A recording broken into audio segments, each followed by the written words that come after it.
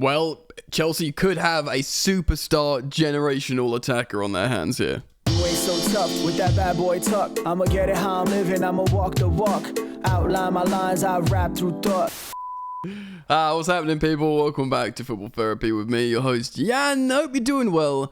Genuinely, wholeheartedly. Really do hope that. Welcome back to Chelsea News. Of course, Estevao Willian, a.k.a. Messinho, in the headlines all over football news media as Chelsea are looking to close and finalise the deal for this young Brazilian sensation. We're talking about that a little bit as well.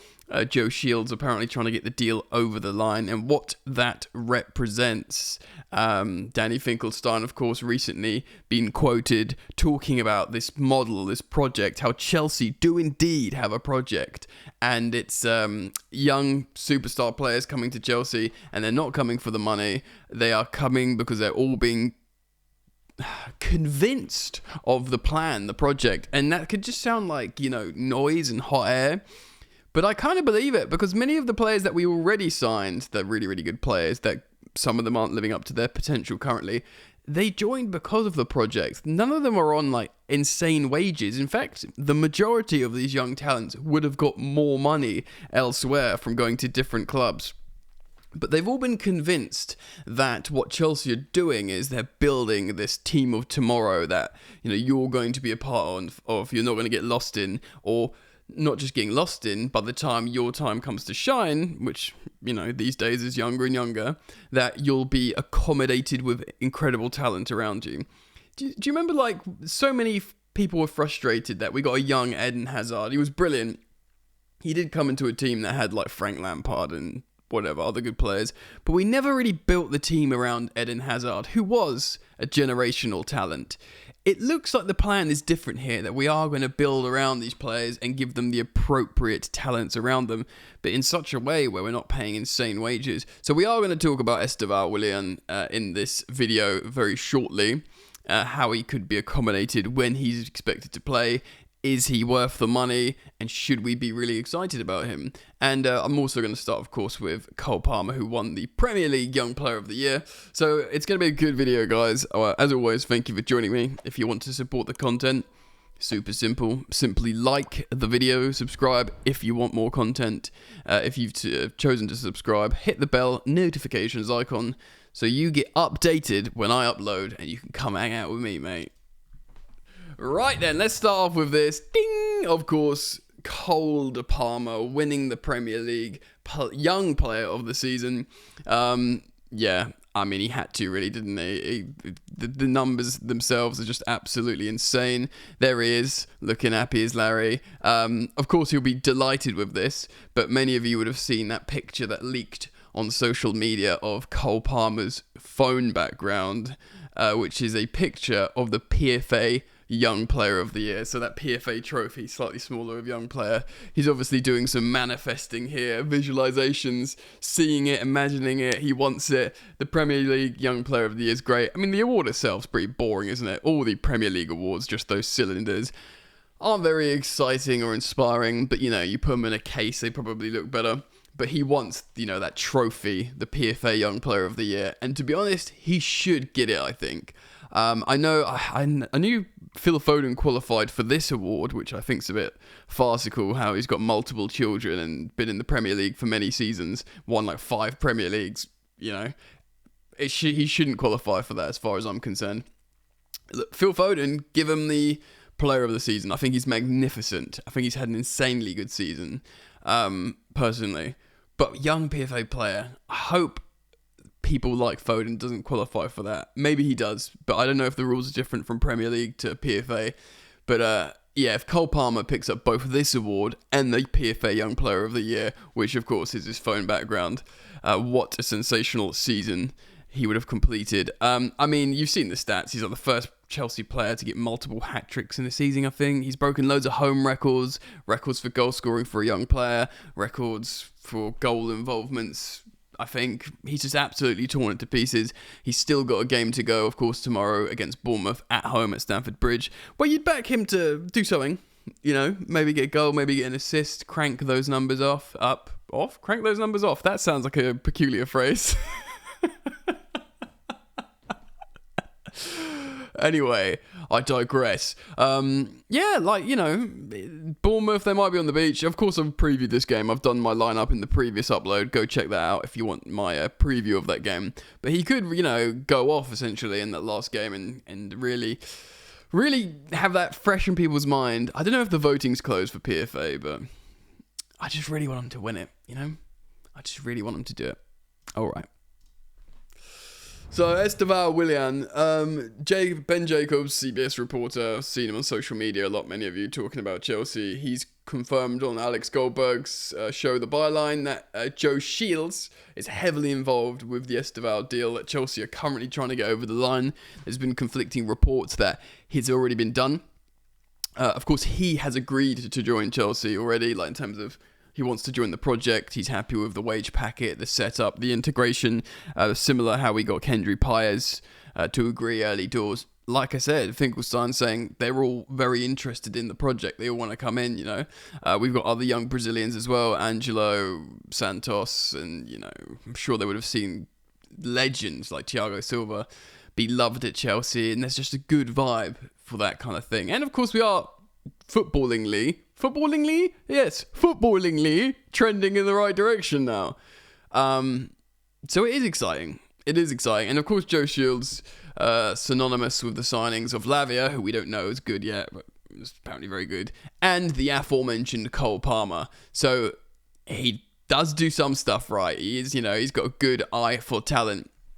So Ben Jacobs tweeting this: Chelsea's latest bid for Estevao Willian is, and this is the big money, ladies and gentlemen, because we've spoken about how he wasn't going to cost as much as Endrick to Real Madrid, 60 million euros.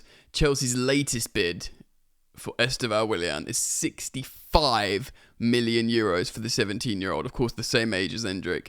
Although a lot of people, South American football experts that we've referenced here on the channel before, have said he's the one, he's the talent. Endrick's an amazing goal scorer, like he's unique. He's kind of like petite and stocky.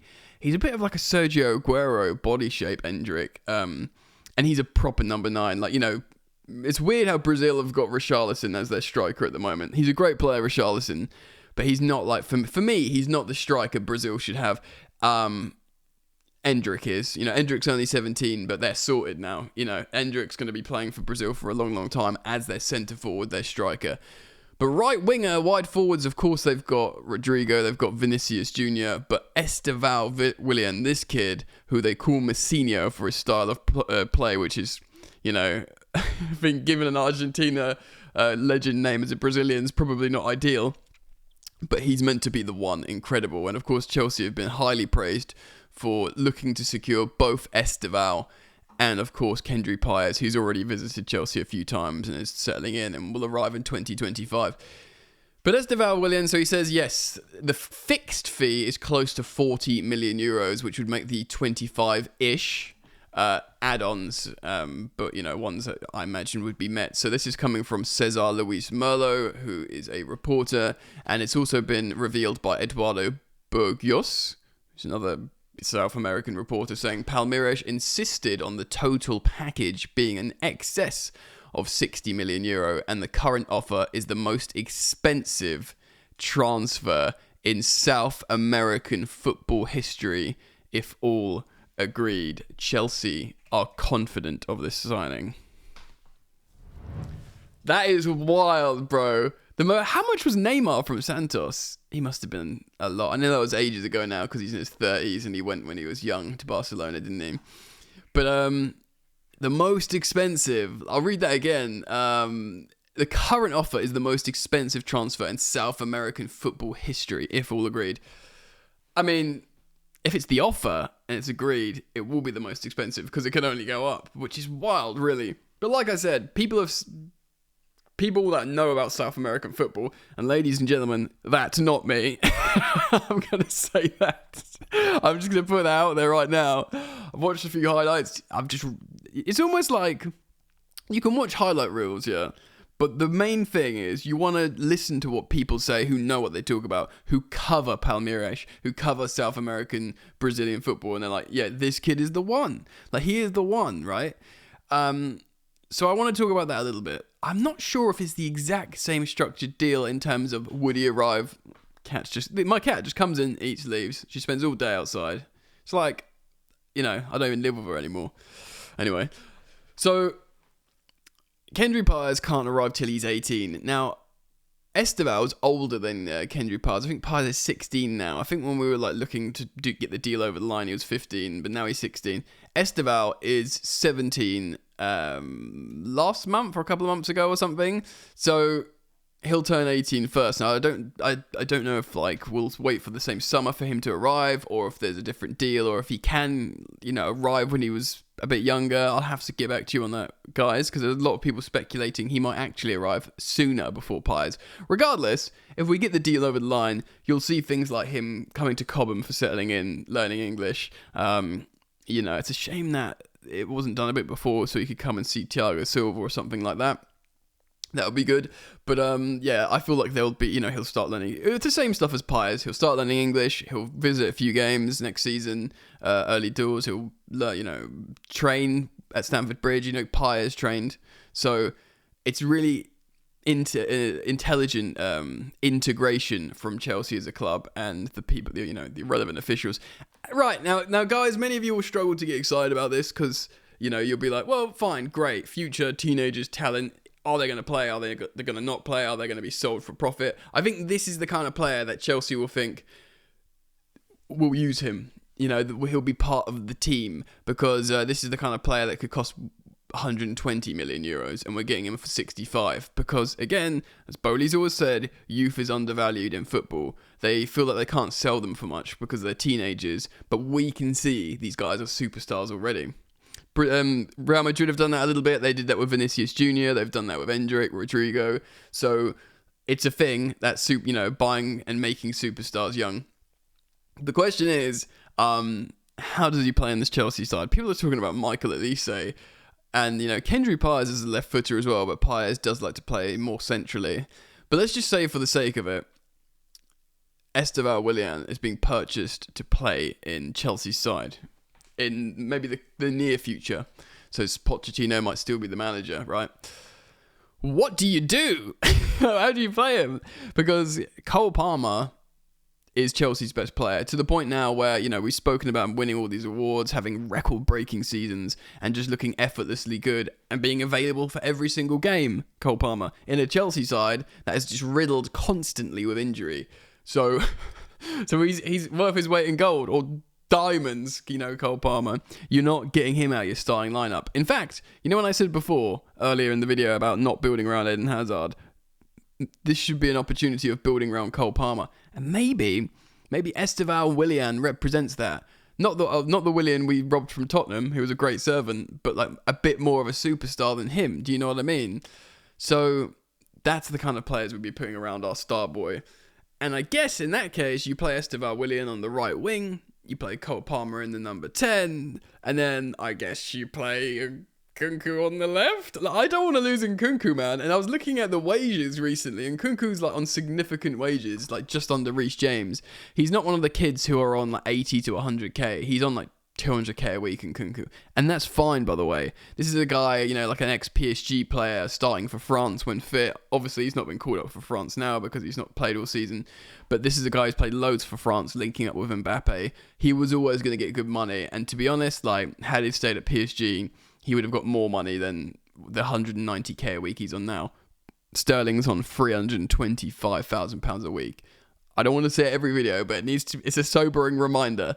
So, Nkunku plays for me. I think he can be amazing. And of course, he's a senior player. He's 26 years old. We need some authority and experience in the front line. And I just want to see that iconic balloon celebration over and over and over. I want more of that. Do you know what I mean? So maybe you buy a new striker, Jackson becomes second striker, or he just keeps getting better. And, it is exciting. From what I'm seeing, and the sort of vibe out there is he's coming to be a Chelsea player. Chelsea will, behind the scenes, be thinking, well, if we sell him, we'll sell him for a load of money because he'll be very highly valued. But I don't think they're in the business of constantly and forever flipping players. I think the owners bought Chelsea knowing that Chelsea historically make a lot of money through transfers, and they thought, this is a culture, this is a habit that we can keep up, which, to be fair to them, the sporting directors have made a lot of good sales, a lot of good pure profit sales. You know, Mason Mount, Ruben Loftus-Cheek, Hall, Martson. You know, let's not talk about Gallagher and Chalobah. They got loads of money for you know, Kovacic. 30 million for Kovacic, who's pushing 30 on 12 months, is good. Kai Havertz, we got loads of money for. So they're making good money in player sales. So they'll always back themselves. If they do need to sell a player, that's good. They'll get a lot of money for him. But they are trying to build a Galactico team here.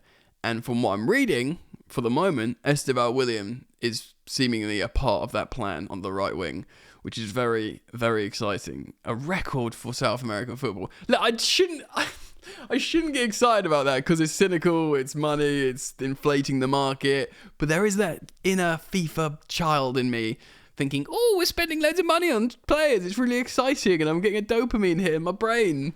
Because that's how we work, right? Anyway, I wanted to reflect on this news because it looks like the deal's about to be closed and there's going to be a record breaker. So exciting. Do you guys know much about Estevao Willian? Messinho? Do you think he's going to be in the Chelsea squad? And when? Comment your thoughts down below. Let's start up the conversation in the comment section. As always, thank you for liking and subscribing. And I hope to see you back here soon, friends. Peace.